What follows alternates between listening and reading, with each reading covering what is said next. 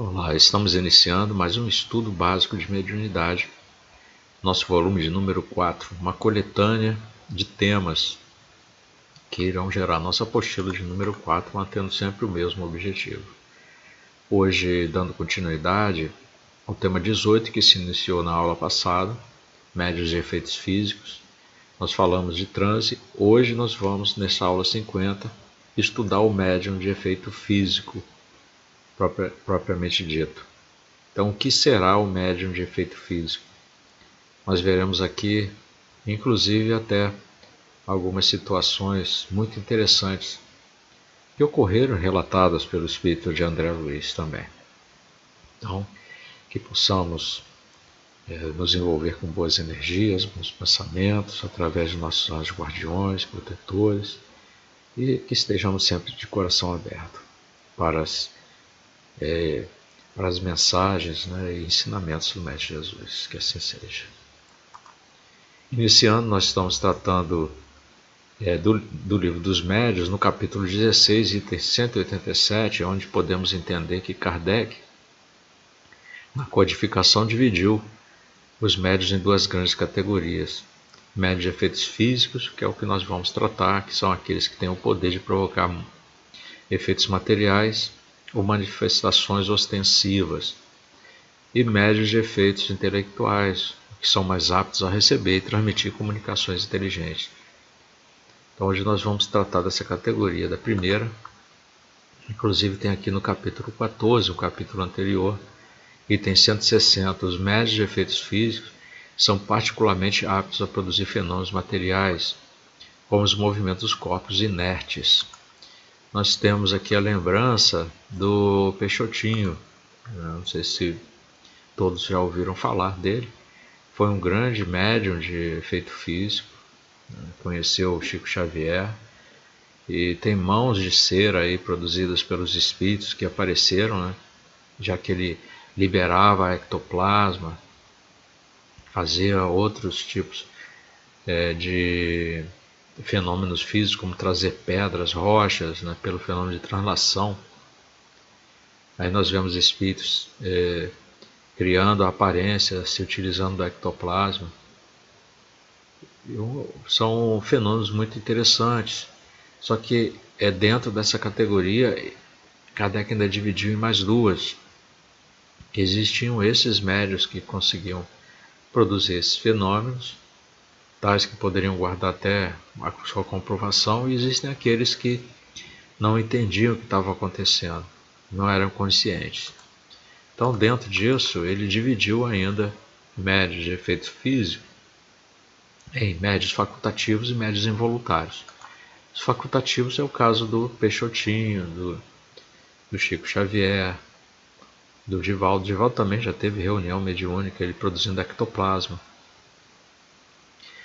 Médiuns facultativos são aqueles que têm consciência do seu poder e que produzem fenômenos espíritas por ato da sua própria vontade. Então, exemplo, rotação de objeto, pancadas produzidas mediante o levantamento desse objeto, ou na sua própria substância. Mais raros ainda são aqueles capazes de produzir grandes efeitos, tais como suspensão de corpos, aquelas mesas girantes que aconteceram na época de Kardec, corpos pesados, translação aérea, no caso do Peixotinho, as pedras, no caso do Chico e do Divaldo, flores que apareciam, que caíam.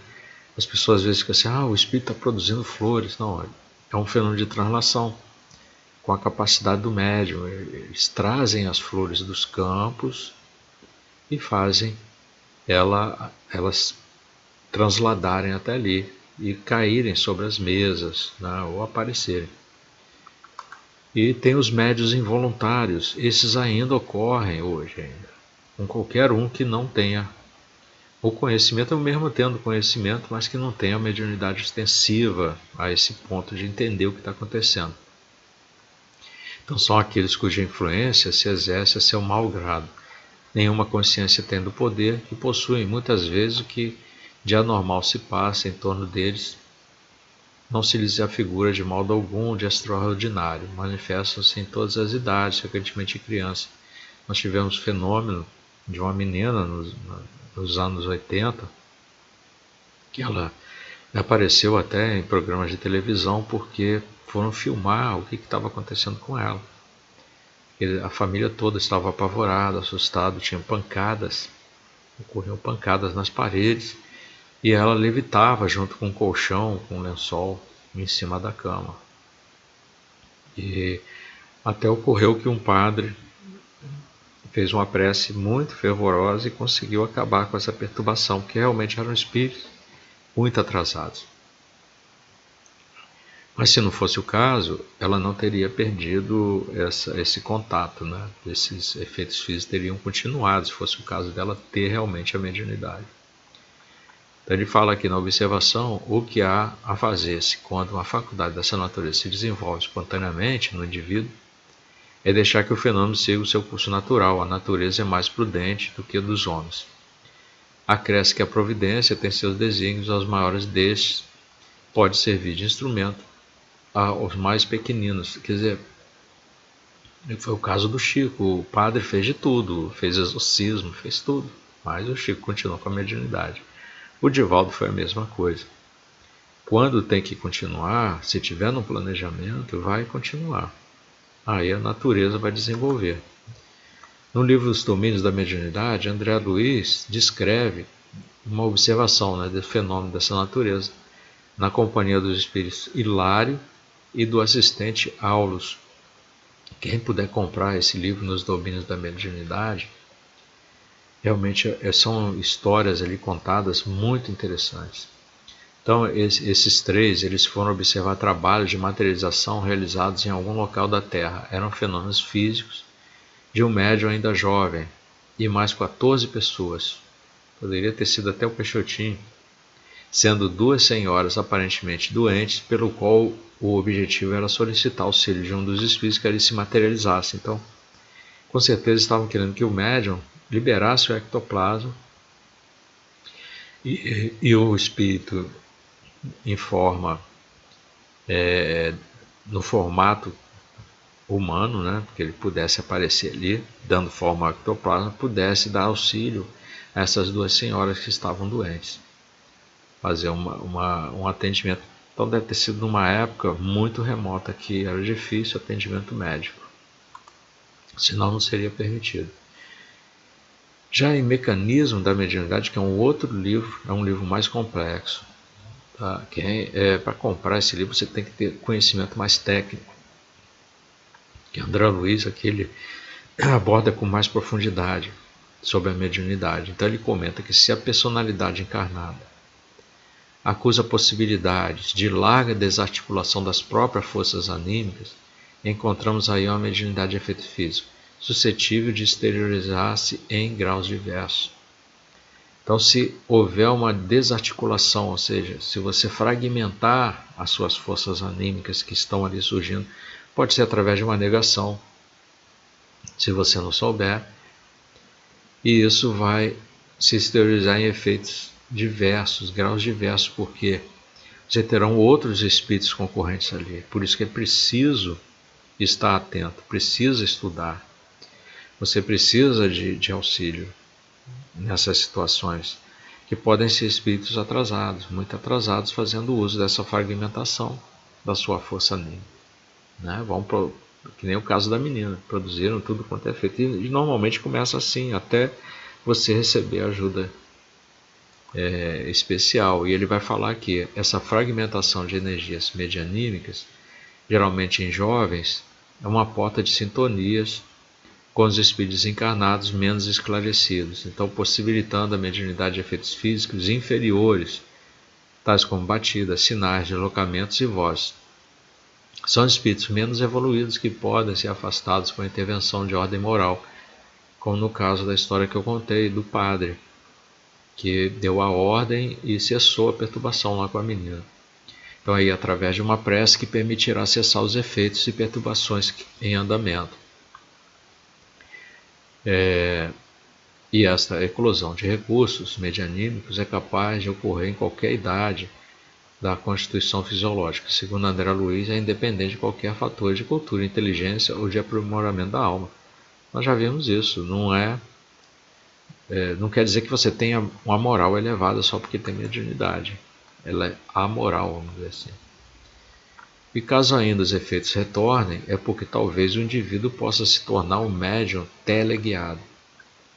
Sob a vigilância do plano superior, um guia é então enviado para o futuro medianeiro, agora operando na obra do esclarecimento humano. Então você recebe um guia se você tiver condição de dar continuidade, mesmo criança. Foi o caso do Chico. Ambos passarão a formar um circuito de forças a serviço do bem e da educação. Chico e Emmanuel fecharam mesmo junto ali. O médium poderá passar a compor materializações com ectoplasmia visível e possivelmente fenômenos de telecinesia, lembrando-se de que a produção de efeitos físicos não implicará em aperfeiçoamento moral. Sabemos que bastará uma leve modificação de propósito na personalidade medianímica, seja em matéria de interesse econômico ou de conduta afetiva, para que se lhe alterem os raios mentais. Verificada semelhante metamorfose, expostam-se-lhe na aura ou fulcro energético, e essas formas de pensamento, por vezes, em completo desacordo com o programa traçado no plano superior, vão afetar de alguma forma o trabalho. Então, cada mente é como se fora um mundo por si mesmo, respirando nas ondas criativas que desprende, ou na psicosfera em que gravita para esse ou aquele objetivo sentimental, conforme os próprios desejos, sendo que a lei da responsabilidade não subsistiria. Então, os nossos desejos interferem muito no nosso pensamento, que vai vai gerar essas ondas criativas, e você fica respirando dentro delas, e os espíritos se sintonizando. Então cuidado com o que você pensa, aí você vai saber, verifica, por isso a reforma íntima, aí você vai saber com quem você anda. André Luiz, nos Domínios da Mediunidade, que eu falei, é um livro excelente, e hoje nós estamos trazendo ele aqui porque traz muito de efeito físico. Ele explica com as suas palavras o ocorrido durante a reunião após grande preparação de ambiente. Então, correspondendo à atuação magnética dos mentores responsáveis, se desobrou o médium se afastando do veículo físico de modo tão perfeito que o ato em si se me afigurava a própria desencarnação, porque o corpo jazia no leito como se fora um casulo da carne, largado e inerte. Por que aconteceu? O André Luiz estava observando que o médium não estava conseguindo gerar ectoplasma o suficiente para que a enfermeira, né, se materializasse e fizesse assistência. E os espíritos superiores que estavam ali ficaram preocupados porque dentro daquela quantidade de pessoas que estavam participando da reunião, muitos estavam com pensamento ruim, ou com preocupações, ou não acreditavam. Isso causou perturbação no trabalho do médium, ele não estava conseguindo, então tiveram que remover, retirar, afastar, né, vamos dizer assim, porque não tem como remover, senão morreria, né, o corpo, mas afastaram o espírito, que ele continua ligado ao corpo, para poder fazer um outro trabalho, um trabalho de incorporação. Então o veículo assim prostrado, né, veículo físico, né, sob o domínio dos técnicos do nosso plantão, começou a expelir ectoplasma, qual pasta flexível, à maneira de uma geleia viscosa e semilíquida, através de todos os poros, com mais abundância pelos orifícios naturais, particularmente da boca, da narina, dos ouvidos. Então, com elevada percentagem, esterilizou-se igualmente do tórax, das extremidades e dos dedos. A substância caracterizada por um cheiro especialíssimo que não conseguimos descrever. Percorria em movimentos reptilianos, acumulando-se na parte inferior do organismo medianímico, onde apresentava o aspecto de grande massa protoplasmática, né, viva e tremulante. Companheiros nossos prestavam carinhosa assistência ao médium amparado da vestimenta física, ele estava separado da vestimenta. Então, como se ele for um doente ou uma criança, porque precisa de auxílio, por isso que não pode fazer sozinho. Então, ele estava falando que o ectoplasma está em si tão associado ao pensamento médio quanto as forças do filho em formação que se concentram ligadas, se encontram ligadas na mente maternal, daquela mesma relação. Então, em razão disso, toda cautela é indispensável na assistência ao medianeiro. O ectoplasma está saindo de suas células, do seu corpo. Então, é importante ter assistência. Em derredor, a grande massa de substância ectoplasmática, leitosa, prateada, da qual se destacavam alguns fios escuros e cinzentos, amontoava-se abundante. Aí temos o material leve e plástico do que necessitamos para a materialização. Podemos dividi-lo em 3 elementos essenciais em nossas rápidas noções. Então ele dividiu aquele ectoplasma em fluidos, que representavam as forças superiores sutis da nossa esfera, porque tinha os espíritos superiores ali. Fluidos definindo os recursos do médium, que era do próprio médium, e dos companheiros que ali assistiam, e esse que é o problema, né? Porque todos acabam se envolvendo, e fluidos constituindo energias tomadas pela natureza terrestre. É por isso, quando ele fala aqui que eram recursos definidos não só pelo médium, mas pelos companheiros, por isso que todos têm que estar numa mesma sintonia, todos têm que se preparar, estudar, se integrar muito antes da reunião. Os fluidos podem ser os mais puros e os fluidos podem ser os mais dóceis. No entanto, os fluidos nascidos de atuação dos companheiros encarnados, e muito notadamente do médium, são capazes de estragar os mais nobres projetos. Por isso que tem que haver essa integração muito antes. O pensamento mediúnico pode influir nas formas materializadas, mesmo quando essas se encontrem sob rigoroso controle dos amigos da esfera. Foi o que ocorreu ali. Aqui ele relata melhor. Era observado que a perturbação do ambiente estava sendo causada pelos participantes incipientes. Com S aqui, quer dizer que sem conhecimento, sem sabedoria. O médium não conseguia liberar o ectoplasma em suficiente estado para uma enfermeira se materializar e realizar as curas. É o que iria ocorrer normalmente. Uma enfermeira ia se materializar ali e tratar aquelas 2 senhoras doentes. Mas não estava conseguindo, por causa da perturbação dos demais. Então a posição neuropsíquica dos companheiros encarnados, que nos compartilham a tarefa no momento, que não ajudava.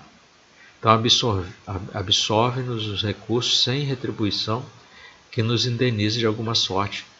A despesa dos fluidos laboratoriamente trabalhados, eles estavam perturbando a formação dos fluidos. Exigindo então a presença de afeições desencarnadas, sem cogitarem da oportunidade e do merecimento imprescindíveis. Criticavam essa ou aquela particularidade do fenômeno, ou prendiam a imaginação em problemas habitantes de experiência vulgar.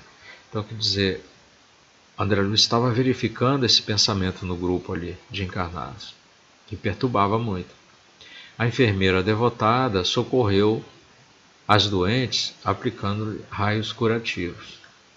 Às vezes, deixou o recinto e retornou a ele, por conta da simples aproximação dos pensamentos inadequados que lhe senhoravam vibrações, e toda a matéria ectoplasmática se ressentia e obscurecendo ao bombardeio dessas formações mentais nascidas da assistência. Então, olha o trabalho que deu aos espíritos superiores, aos que estavam ali, ajudando nesse trabalho, ao próprio médium, alguns que estavam na reunião, encarnados que estavam querendo realmente o tratamento, inclusive as 2 senhoras doentes, mas os demais que perturbavam, praticamente interrompiam a assistência a todo instante. Aulus ainda explica sobre o ectoplasma. Isso é interessante desse livro, que nós podemos trazer muitas informações trazidas por André Luiz. O ectoplasma está situado entre a matéria densa e a matéria perispirítica, assim como o produto das emanações da alma pelo filtro do corpo, e é recurso peculiar não somente ao homem, mas a todas as formas da natureza. Em certas organizações fisiológicas especiais na raça humana, comparece em maiores proporções em relativa madureza para manifestações necessárias aos efeitos físicos que analisamos. É um elemento amorfo, mas de grande potência e vitalidade. Ele pode ser comparado à genuína massa protoplasmática, sendo extremamente sensível animado de princípios criativos que funcionam como condutores de eletricidade, magnetismo, mas que se subordinam invariavelmente ao pensamento, à vontade do médium, que a exterioriza, ou dos espíritos encarnados, ou não, que sintoniza com a mente mediúnica, senhoreando-lhe o modo de ser, infinitamente plástico. Dessa forma parcial ou total, as entidades que se fazem visíveis aos olhos dos companheiros terrestres, ou diante da objetiva fotográfica da máquina, né? Da consistência dos fios, bastonetes ou tipos de manifestações visíveis ou invisíveis dos fenômenos de levitação, e substancializa as imagens criadas pela imaginação do médium ou dos companheiros que assistem mentalmente, afinados com ele.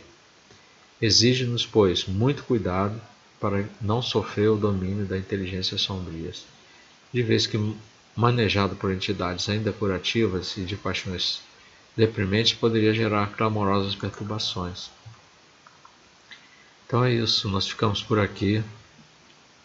Existe muito conteúdo na doutrina, nos livros psicografados. Nós só pegamos aqui, estudando o livro dos médios, da equipe Manuel Filomeno de Miranda, o livro dos médios, a segunda parte, os capítulos 14 e 16, nos domínios da mediunidade, capítulo 28, mecanismos da mediunidade, que é mais complexo, mais técnico, capítulo 17. Estudem bastante e boas aulas.